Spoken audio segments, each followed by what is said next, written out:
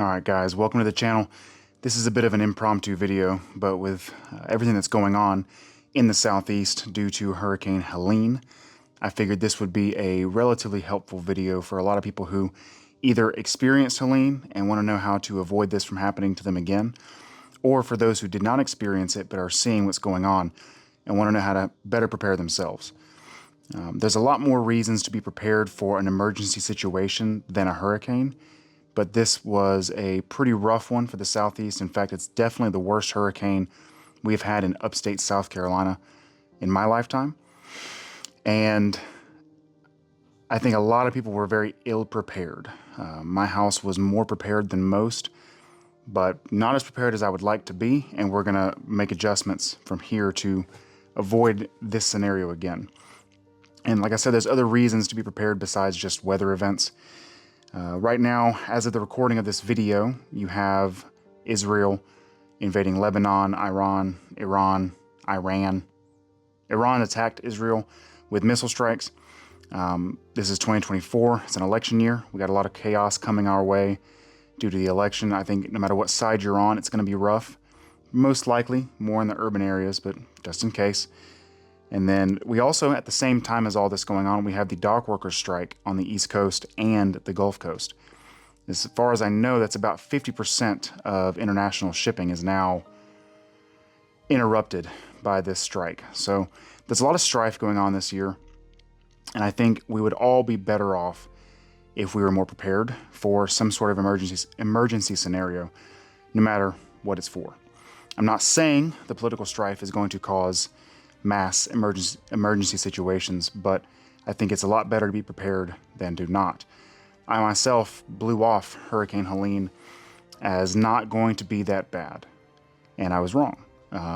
We've never had a hurricane this bad in the upstate of South Carolina, and this proved me wrong. I was a little bit too nonchalant about it, and I could have been better prepared than I was.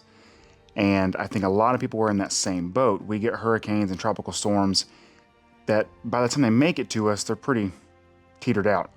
This was not the case. And if you know anything about what's going on, Asheville and the mountainous region of North Carolina, Tennessee, the Appalachians, they are still in serious strife, guys. Don't get me wrong. A lot of South Carolina is still struggling. We got power yesterday, and it is a lot to recover from. A lot of roads are still down, power lines still down. Not everyone in the upstate has power. They're still working around the clock to get power up and running. We don't have internet.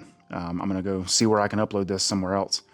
But the Appalachians are struggling the most. Guys, they're tore up. There's a lot of search and rescue going on. A lot of people are missing. A lot of people are dead. I want to get some information out just so you at home can be a little bit more prepared than we were for this one. So I'm gonna start out by talking about the differences between rural and urban areas. The urban areas, you're more densely populated. A lot of problems come with that.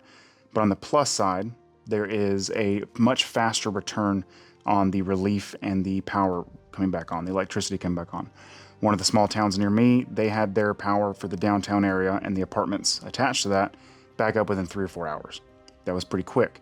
It took us about 3 days, and we're kind of in between, not quite rural, but not urban. We're in between. We are a more rural area than urban. And so, like I said, though, there's a lot of people around me that still don't have their power. So there are cons with being in the rural area. The relief and the help is going to be slower. They're going to start at the urban areas and work their way out. The urban areas also come with other problems. You might get your power back on faster, but depending on what area of the country you're in, which state you're in, the densely urban areas might also have some serious panic and looting, violent scenarios. We didn't have that too bad in our area. I talked to police, and the worst that we had was a lot of people being stuck inside together, and that doesn't always work out for everyone who doesn't get along but lives with people they don't get along with. So there was some strife on that end, but that's more at home, not on the larger scale outside. We had panic for gas, long lines for gas, long lines to get into grocery stores that were barely open. But it wasn't anything like a serious looting scenario. We did have some small problems, but not major. So take the good with the bad. Each place, urban and rural, is going to have its own advantages and disadvantages. And so wherever you live, just make sure you're planning accordingly. When it comes to the power and the electricity, you need to be prepared as best you can within your budget, obviously. I'm not saying you should go break the bank and take out a second mortgage to get the best generator money can buy. Although, if you had the best generator money could buy, you'd be in a lot better spot than others. One of our neighbors has a phenomenal generator that powered the entire house, including air conditioner. And if you don't know anything about generators, that requires a lot. And that thing was automatic, kicked on as soon as the power kicked off. So she was better off than we were. Look into the differences in different generators. Propane, gas, diesel, they all have their pros and cons. And no matter which one you go with, you're going to have a fuel source. If it's going to last more than a day, you're going to have to, either you've got storages built up, which I recommend if you're going to have a generator, or you're going to be making trips every single day for fuel, which is going to eat into your day majorly as you're going to be waiting in line during emergencies. Propane generators, as far as I know, and from what I've heard from people who have them, they go through fuel quite fast. I believe the diesel ones are the most efficient, and diesel also sits much longer than gas in a storage scenario. Do your own research, figure out which works best for you. On the other side of the electricity scenario or issue, you need to make sure you're having batteries for all your lanterns, all your lighting systems that you have in the house for emergencies. Have batteries. Have lots of them. Buy them throughout the year. I know batteries are expensive, but get as many of them as you can to stock up on them so you're not going through all your batteries the first night the power goes out. If you have solar setups, you might be in a better scenario than others. However, if it's in a serious weather event where the cloud coverage is thick and lasts a while, the solar may not really work out for you any better than everyone else. Like I said, there's different emergency scenarios. With the weather, solar may not be the best or most helpful part of that plan. Next, I want to talk about cell service and your internet. We still don't have internet, as I said earlier. And what was one of the most blatant lessons learned during Helene is even though we had cell signal, 4 or 5 bars on our cell phones, nothing was really getting through. If we were able to send a text, it would take multiple times of resending it in different areas of our house to try and get it to go through. The cell towers were also beat up by the storm, but even the ones that were not damaged are getting overloaded with everyone trying to use their cell phones at the same time. They're calling emergency services, they're reporting outages, they're reporting damaged houses, damaged cars, lines down, all this stuff. They're all using it at the same time and the cells are getting overloaded. If you think about it, most of the time during the day, people are on Wi-Fi at their house, as long as they have Wi-Fi. They're on Wi-Fi and that's taking a bit of a load off the cell service towers. When everyone's trying to use their cell phones at all the same time, they get overloaded.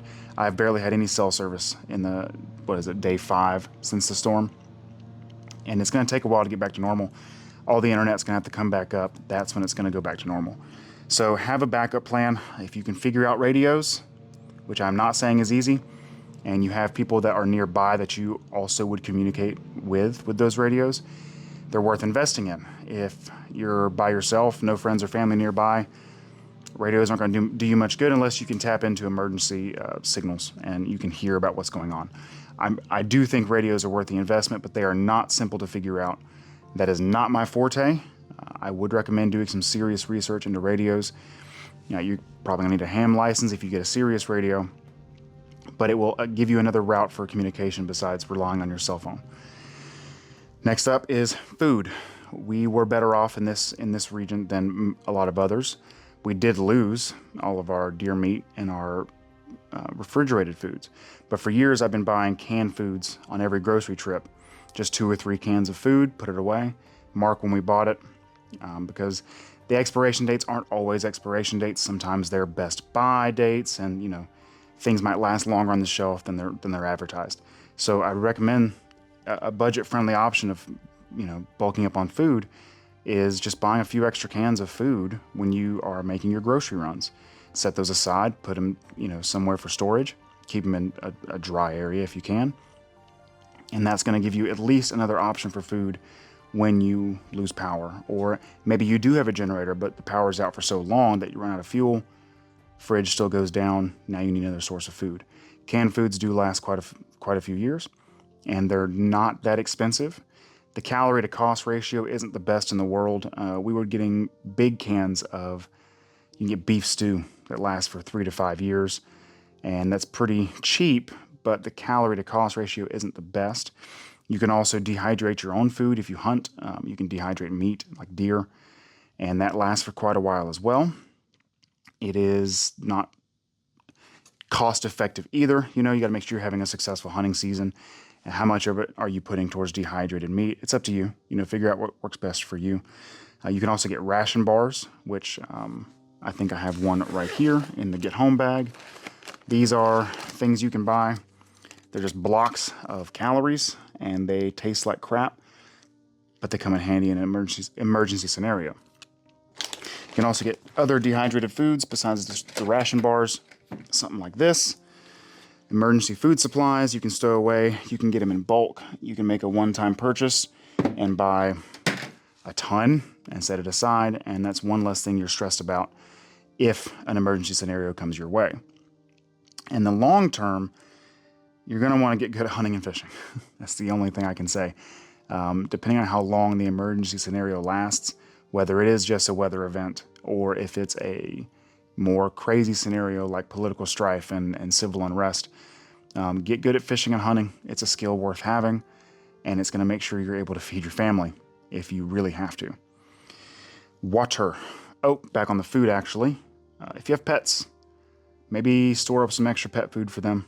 Dog food, cat food, whatever it is. Put some extra aside, because that was one thing we did have an issue with. It was bad timing. We were low on dog food as soon as this happened, so I wasn't able to get dog food until today. And, not the worst thing in the world, 5 days. We ran out on day 2 or 3, and just really now you're feeding them the same thing you're feeding yourself, which is unfortunate because their food is a little cheaper per serving. And it's if you're feeding them your food, you're cutting into your family's longevity. So plan accordingly. If you have pets, store some pet food, guys. Water. Our water mains did not go down. There was a boil water advisory for my county as soon as the storm hit. But in my specific neighborhood, our water lines did not go down. We still had tap water.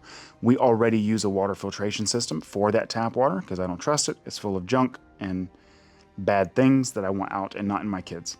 So we went with a Pro 1 water filtration systems, the gravity filters. And these are pretty awesome filtration systems. If the water main did go out and we had no tap water in the house, I could still go to the creek behind the house and put it in the water filter, and I could hydrate my family with creek water. They are a bit pricey, but if you're familiar with the Berkey systems, they're very similar in pricing to that. Do your own research on the water filtration systems that are available to you, and pick what's going to work best for your families. I went with Pro 1 for my specific needs and my specific family. I'm not telling you what to buy, but I do recommend a water filtration system. It's going to be really helpful in an emergency scenario where water is hard to get. Now, that gravity filter is not good for on the go. There are smaller filtration systems that you could take with you, fill up at creeks, fill up at lakes.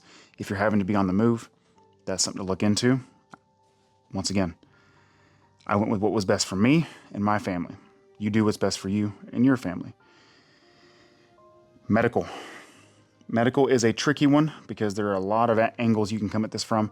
If you have any medical training, you know that there's quite a bit of things you could be stocking up on for different scenarios. And like I said earlier, you've got tons of different scenarios that cover emergency situations. You're not always going to need medical. We didn't this time. But a tree very easily could have fallen on our house. It did not, thank God, but it could have. And emergency services would have been a ways away. Every single entrance to my neighborhood, there's only 2, were completely blocked multiple times. So even if one tree got cut down, there was more trees behind those that emergency services would have had to get around somehow to bring me medical aid. So we stock up on medical whenever we can. There's a lot of things you don't think about being unavailable to you in an emergency situation, such as isopropyl alcohol, hydrogen peroxide, different bandaging situations or tools, trauma kits. If you have trauma kits, you know that these things are really handy. Please get training if you're going to get stuff like this. You need to know how to use it. You shouldn't be learning how to use it in the moment, but a lot of this stuff can come in handy. I got one of these in every vehicle. We have trauma kits in the house. We have other medical supplies that I don't want to recommend because I don't know what is you're allowed to say on YouTube, but there's things like antibiotics that you technically can get and store up in your house. And depending on how long this emergency situation lasts, it might behoove you to get antibiotics for serious emergencies. I would never tell you how to do that thing. Internet's a great source of information, but consider medical when you're storing up things for an emergency. It's an overlooked aspect, and I think a lot of people would just put their first aid kit together, maybe a tourniquet, maybe some very basic Neosporin, but a lot of things can get pretty hairy when you don't have access to a hospital. So a simple cut can become an infection, or a broken ankle can become a completely immobile person in an emergency. That's dead weight, and you want to be able to make sure you can help those people in your family. I'm not saying you're responsible for everyone else, but splints, all kinds of things are available to you to stock up now as opposed to waiting until you need them. So look into that. Find what you can find. I'm not going to provide any links for anything, guys, because like I said, YouTube's cracked down on a lot of weird things. You can't link to gun websites anymore. And a lot of these supplies, at least, I got through some gun websites and some medical websites and some friends of the family, and et cetera, et cetera, et cetera. But definitely look into medical supplies, guys. It's gonna help you guys in the long run. I just mentioned that all of the entrances to our neighborhood were blocked off by fallen trees and debris. I was still able to leave the house during the storm to help neighbors go get supplies before they were all gone, because I had a four-wheel drive vehicle. We had to cut one tree down, and then I had to off-road a good bit to get out of the neighborhood and take some neighbors to go find what supplies were available, see who was open. Ice, even, it can be very helpful. If you don't have anything and your power's already gone out, getting ice before it's all sold out, not a bad idea.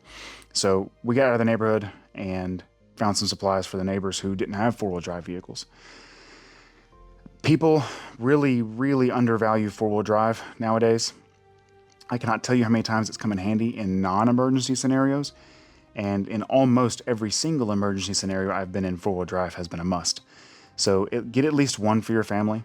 If you guys have two vehicles, try to make one of them four-wheel drive if you can, with appropriate tires. I'm not saying you need some big mud bogging tires, but maybe some all-terrain tires on a truck or an SUV. That way you can leave if you need to leave, or you can get to somebody if you need to get to somebody. Knowing that you could go this way, or this one person needs your help, but there's nothing you can do to get to them or get them out, is a horrible thing. And I don't want you to have to go through that. So maybe have every available option that you can within your budget available to you. And four-wheel drive doesn't really cost you anything outside. I mean, don't get me wrong. A Toyota 4Runner with no four-wheel drive and one with, there is a price difference. But this is not something that's costing you money every day just because you have it. So if you can afford it, I'd recommend it. If you're on one vehicle for the whole family, I'd probably recommend making that vehicle four-wheel drive. There's lots of nice SUVs out there that are family-friendly that also have four-wheel drive or all-wheel drive. It's something to think about. If you're in a completely urban area, maybe this doesn't apply as much to you, but if it does, consider it. I have pulled from this bag a couple times in this video. This is a get-home bag. I have one of these in every vehicle. I would highly recommend that you guys put one together and put it in every vehicle in your family, because you don't know if you're going to be away from the house when an emergency scenario takes place. Don't get me wrong, we knew this hurricane was coming, so we were holed up.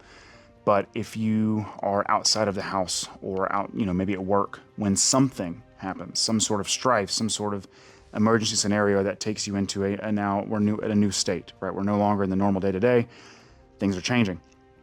This can save your life.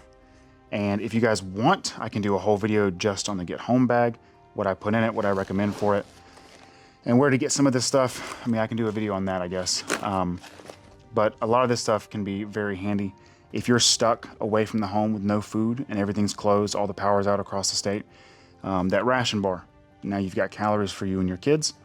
If you guys are in a major wreck and you are trapped away from emergency services, your trauma kit comes in handy. There's other things in here, like I said, that come in a lot of handy. And I honestly, I pull from this quite often, to be fair with you. There's 550 cord in there, there's knives, there's folding saws, there's all kinds of stuff in there that can come in handy on a day-to-day basis. Just having it in your vehicle, you go, oh, I need that right now, I can go grab that. Or in an emergency scenario.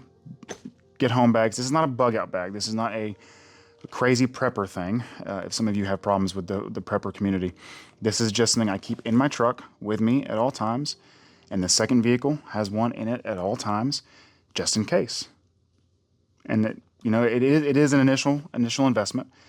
Buy once, cry once, though. We've got this thing filled up, and then as long as I don't go through everything in it, for silly reasons, I'm not going to open this trauma kit because my daughter got a boo-boo. But it's an initial investment that is now just sitting in the vehicle, and whenever I need it, it's there, if I need it. If you don't need it, great. I'm not saying we should be looking forward to using all these emergency plans and emergency foods. I really didn't even want to pull from my emergency canned foods during the hurricane. We were able to grill out most of the days, and then when we ran out of stuff to grill out and the stores were empty, we pulled into some cans. It's okay. We can replace them. I want you guys to start thinking about these things. If there was something that really stood out to you and you were involved in, if you were involved in the Helene hurricane and you were impacted, take note of everything you wish that you had during this event and go ahead and get those things. If you were walking around at night and your lanterns died in your house, or all you had was candles, make adjustments, right?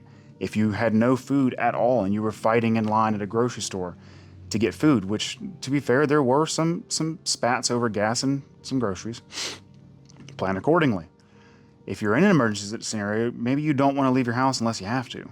If everything's here, you don't need to freak out. You don't need to panic like everyone else. I went out at 5 a.m. every single day after the storm just to see what was going on in the communities and see which places had gas. We were texting people and saying, hey, this place has gas, this one does not. Who was open, who's got gas, who's got ice, which, there was no ice after the first day. But I was out at 5 a.m. and the lines for some of these gas stations, that was the only one open for miles. You had lines that were over a mile long, and man, they were running out. I mean, most gas stations that were open the first 2 days, they ran out of fuel during the day. It wasn't even late at night. So you don't want to be stuck in a house with no food, no water, and then you can't even get gas to leave and go to a different place that has it. There are plenty of people in the area who just left to a different state. They went to, let's say, eastern North Carolina, or went up through North Carolina to maybe Virginia and found places to stay with food and water, and they were fine. But if you got no gas and you're on an eighth of a tank, you can't even make it to the gas station that's got gas. You're really screwed. I don't want to see people doing that. I don't want to see people getting hurt by a lack of preparation. Seeing the Appalachian community getting completely destroyed by this event, and seeing people who are within reach but not quite of help it's awful, guys. It's not something we want to see. I'm really displeased with the initial relief efforts. More is being done. There are people in my community who are going up there and doing what they can do. Try not to be a victim of a catastrophe if you can. Sometimes it's unavoidable. If a tree falls through your bedroom and you're sleeping at night, that's pretty unavoidable unless you knew it was coming. But do everything you can do to protect you, your family, your kids. Guys, if there's something that gives you a reason to live, then you should be really doing everything you can to protect them and plan accordingly. If you don't have plans for what you would do in some of these scenarios, I maybe say sit down with your family or a community of neighbors or friends and develop a plan. Think about what you would do if everything was closed. What would you guys do for water? What would you guys do for food if you went through your short-term storage? Because, guys, this lasted for my specific area 5 days of pretty serious emergency situation. Now we're on the less emergency side of the situation. It's not over yet, but it's dying down. 5 days. It could have easily been weeks, which is what I'm expecting for part of Appalachia. If you're in a week's scenario or a month's scenario outside of a weather event, you got to have a plan for it, or your family and you are just not going to make it. Don't hope and pray for luck or just good fortune. Be prepared, and hopefully you never have to use your plans or your storages or your emergency supplies. If you never have to use it, that's a win. That's good. If you guys have any questions, please ask. If you guys want any further info on any of this stuff, please ask. If you guys think I forgot something, put it in the comments. Please put it down there. And if you have stuff that worked for you really well and you want other people to know what that stuff was that worked for you, put it in the comments. Share this stuff. Get it to everybody. If you think that I should do videos on any of these specific items or plans or foods, water, whatever, let me know. I'm not exactly a prepper, but I have been preparing my family for emergencies for years, and I will continue to do so. I think that my family is worth investing in and protecting. So I really appreciate you guys being here. Remember, train, build, repeat. Train your body, mind, and soul. Build skills, guns, and community. Repeat. Be safe. Take care.